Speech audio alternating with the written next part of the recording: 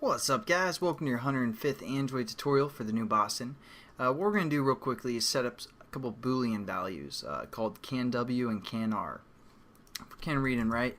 So we're going to set these Boolean values to be is just what they should be. CanW equals CanR, can read, can write equals true within our state where we can read and write, and can W equals false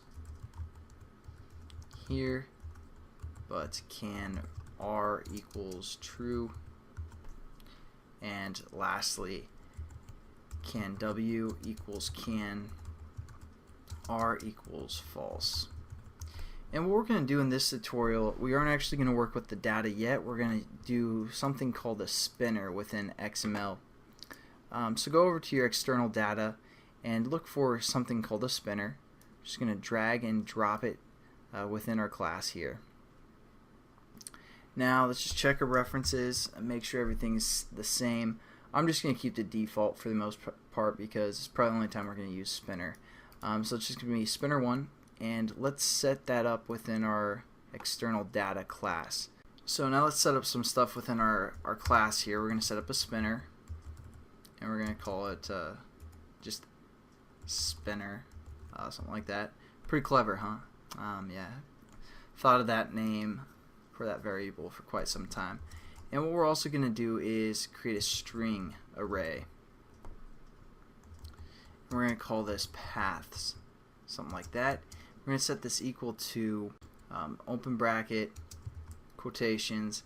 We're going to say like music, because basically we're creating paths that we can save something to for this activity. So we're going to say path or music, pictures, and just download, something like that. So just quite a pretty small string array there, and just has three things, again position 0, 1, and 2. And now what we're going to do is we're going to set up our spinner within our onCreate method. So just go within the brackets of our onCreate, and we're just going to say spinner equals again spinner and find view by ID r.id.spinner1. Now what we're going to add to this spinner is we're going to say spinner dot set, instead of onClick listener, we're going to say set adapter, and we're going to just leave it as adapter here, but we don't have a adapter yet. So we're going to create an adapter called adapter just so it will match this right here above where we actually access the adapter. So what we're going to do is how we're going to set up our array adapter is just type in ArrayAdapter, or I should say how we're going to set up our adapter for here. We're going to make it be ArrayAdapter and just say adapter. And this should be kind of familiar with where you guys probably got super confused at the beginning of the series when we worked with array adapters. But now all we're going to do is we're going to set this array adapter type to be string, because we're working with this array paths up here, the string array up here. So it's array adapter type string called adapter, so it matches right here. And now what we're going to say is new adapter, new array adapter, and again type string, and within its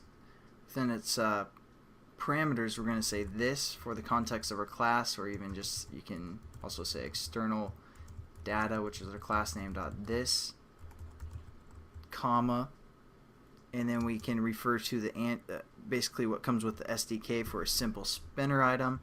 So we're just going to say android.r.layout.simple spinner item. Hit that.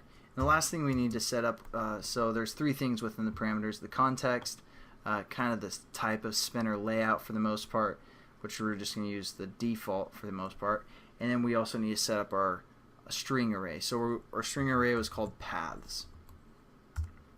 So that's kind of difficult to see, but yeah, just make sure the context this, ArrayAdapter, or the type is just from the Android SDK called spinner, simple spinner item, and the third one is our string array called paths right here. So that's pretty much it for this tutorial. In the next tutorial, I'll show you guys how to access which spinner item has been touched, and I'll catch you guys then. Have a good one.